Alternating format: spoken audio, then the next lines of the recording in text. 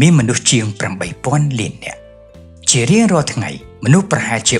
370,000 នាក់បានស្លាប់ក៏ដូចជាប៉ុន្មានវិនាទីតែប៉ុណ្ណោះមានមនុស្សស្លាប់រាប់រយនាក់ទៅហើយនៅក្នុងតួលេខដែលមនុស្សនៅរស់រានមានជីវិតយ៉ាងតិចណាស់ក៏មានអ្នកជំងឺដែលកំពុងព្យាបាលប្រហែលជា75 លាននាក់អ្នកទាំងនោះមិនបានដឹងទេថាតើពួកគេអាចរស់រានមានជីវិតបានប៉ុន្មានថ្ងៃទៀត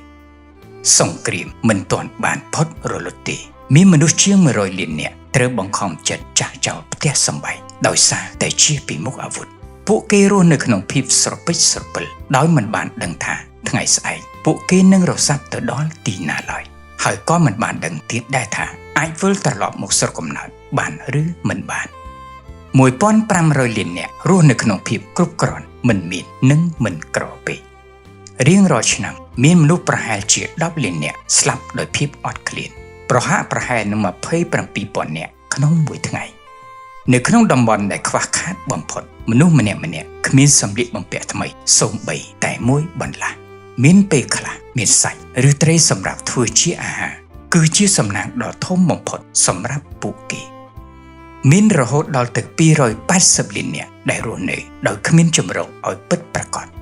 43 លាននាក់ពិការភ្នែកដោយមិនអាចមើលឃើញមុខមាត់របស់ញាតិសន្តានផ្ទៃមេឃរស្មីនៃពន្លឺថ្ងៃឬក៏ភាពងងឹតនៃរាត្រីកាល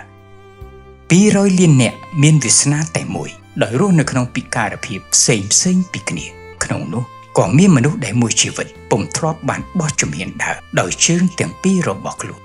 មិនដែលបានស្ដាប់នៅសំឡេងស្រែកច្រៀងរបស់សត្វបក្សាបក្សីហើយក៏មិនដែលបានស្រែកហៅឈ្មោះញាតិមិត្តណាមួយឡើយមិនបាច់ប្រៀបធៀបថាអ្នកណាល្អជាងអ្នកណានោះទេគ្រាន់តែដឹងថារស់បានមួយថ្ងៃក្នុងសភាពដែលរូបរាងកាយនៅពេញលក្ខណៈមានបាយហូបមានទឹកពិសាមានទីកន្លែងដែលវិលត្រឡប់មានឱកាសបានដេកដើរឬអង្គុយ